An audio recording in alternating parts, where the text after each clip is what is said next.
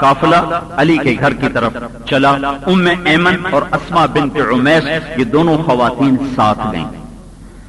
تو آپ نے فرمایا میں عشاء پڑھ کے آؤں گا، میرا تم نے انتظار کرنا ہے۔ تو پھر آپ نے عشاء کی نماز سے فارغ ہو کر پھر آپ گھر تشریف لے گئے اور آپ نے پھر پیالے میں پانی منگوایا اور اس پر اللہم انی اعیذہما بک وذریتہما من الشیطان الرجیم یہ پڑھ کے پھونک ماری، اور پھر اللہ میں ان کو اور ان کی اولاد کو تیری پناہ میں دیتا ہوں، شیطان سے ان کو بچانا۔ پھر معوذتین کی تلاوت فرما کے پھر پھونک ماری، پھر آپ نے دونوں پر دم کیا، کمر پر بھی سینے پر بھی، کہ جاؤ اللہ تعالیٰ۔ پھر آپ نے کہا اللہم بارک فیہما وبارک فی بنائہما، اللہ تو ان کے ملاب میں بھی برکت دے اور ان دونوں میں بھی اللہ تو برکت عطا فرما۔ اس طرح یہ رخصتی ہوئی۔ اسماء بنت عمیس وہیں تھیں تو آپ نے ان کو بڑی دعا دی کہ تو میری بیٹی کے لیے آ گئی ہے، اللہ تجھے جزا دے۔ اگلے دن آپ نے علی کو بلا کر کہا علی ولیمہ ہونا چاہیے۔ تو حضرت سعد بن ابی وقاص نے کہا جی میرے کو چھترا کھلوتا ہے، پلے ہویا سنبے ہویا، پیش خدمت کیا۔ وہ حلوہ تو پہلے بنا کے رکھا ہوا تھا تو چھترا ذبح کیا گیا۔ حضرت علی بازار سے جو لے کر آئے اور کشمش لے کر آئے اور کھجور لے کر آئے، تو یہ ولیمہ ہوا۔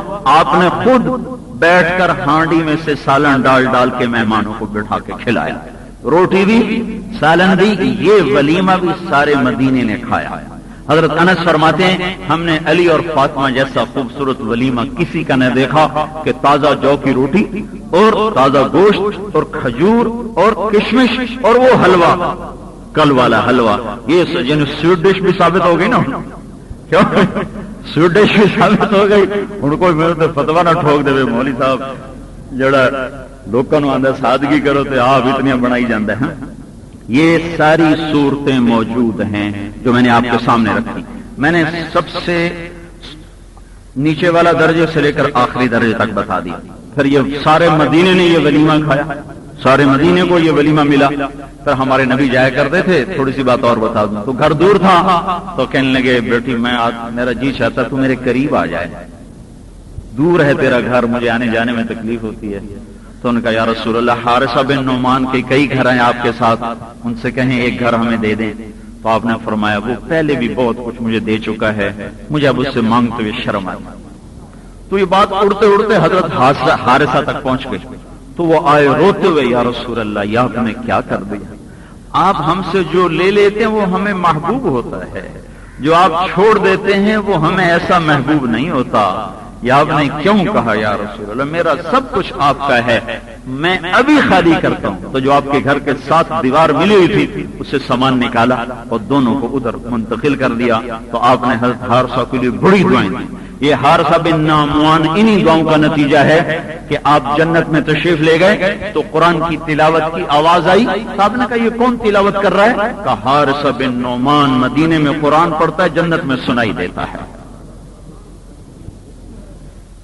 تو بھائیو میں نے اپنی شادی کی بڑی مختصر سادہ، حضرت صفیہ والی 3000 میری شادی کا خرچ ہوا، نہ میں نے چاچے کو بلایا نہ تائے کو بلایا، میرا چھوٹا بھائی آیا ہی کوئی نہیں، تیر میں آیا ہی کوئی نہیں کہ پتہ نہیں ہوندی بھی پئی کہ نہیں ہوندی پئی، ہاسا کیتی جانا ہے۔ لطیفہ سنو، شادی ہو گئی، میں کہ میری شادی ہو گئی ہے کہ نہیں، تو میں کوڑ ماری جانا، میں کہ ہو گیا کہ مڑا اپنی بیوی نال میری گل کرا،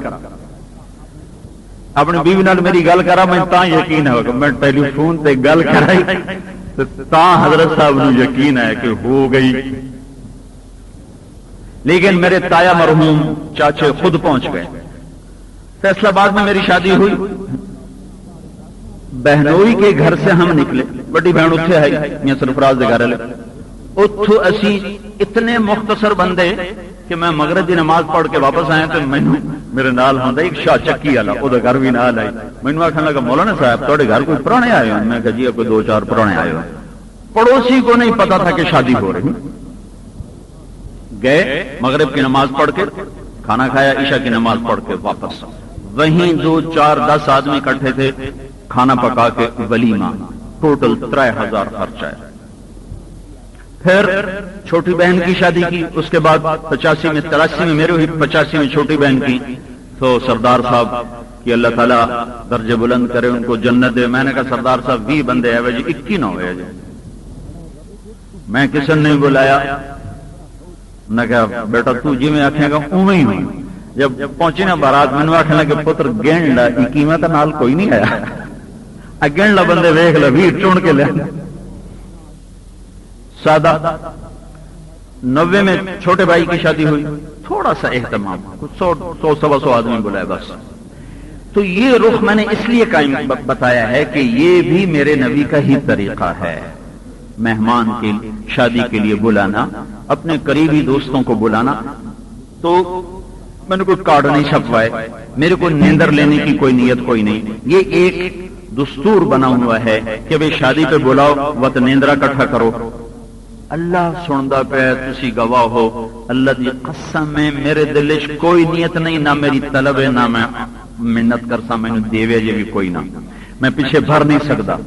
یہ پہلے ہوتا تھا بڑا خوبصورت دستور کہ شادی والے کی مدد، کیونکہ اس کا خرچ ہوتا ہے، تو کسی بھائی نے 1 دیا، 10 دیے، 50 دیے، 100 دیے، اس میں واپسی کا تصور نہیں ہوتا تھا۔ پھر جب آہستہ آہستہ بات آگے چلی تو پھر وہ قرضہ بن گیا، جی مینوں بڑا یاد ہے چاچا جی رمضان ابا جی کو آ جاؤنا، او جی فلانے پاسے شادی ہے نیندر دی اتھ دیو، پہلے مشترکہ کھاتا، ابا جی آکھنا ہکتا شادی ہی رولا پائی رکھ دیا، میرے کول کوئی نہیں، میں کدوں دیواں، تے تو پھراواں دی اوتھے لڑائی، وہ آکھن تسی ہر واری آندے میرے کول کوئی نہیں، تے ہر واری سانو بھرنا پوندا ہے، انہاں کہنا میں تینوں آکھنا بھر، میرے کول نہیں بھریا جاندا۔ وہ آگے کے مڑ اگلے کی آکسن لے لیندن تے دیندے کوئی نہیں، یہ بے برکتہ پیسہ ہے۔ اللہ کی قسم میں نے اپنے دوست بھائیوں کو اس لیے نہیں بلایا، اللہ کی محبت میں، اور مجھے اب کچھ یاد نہیں، چونکہ ہم دونوں بھائیوں کا علاقے سے رابطہ کٹ گیا، میں تبلیغ میں، وہ ڈاکٹری میں، تو وہ جو پہلا ایک ربط تھا ہمارے باپ کا وہ اب نہیں رہا، اس لیے بہت سے دوست میرے ذہن میں نہیں والد کے جن کو میں نے نہیں بلایا، کسی ناراضگی کی وجہ سے نہیں بلایا، یاد ہی کوئی نہیں آئے، ذہن میں ہی کوئی نہیں آئے، آخری رات تک میں اطلاعیں کرتا رہا، جی فلانے صاحب تسی بھی آ جاؤ، تسی بھی آ جاؤ، تسی آ جاؤ، کئی مجھے۔ السلام علیکم دوستو، ایسے اسلامک بیان سننے کے لیے ویڈیو کو لائک اور چینل کو سبسکرائب ضرور کریں۔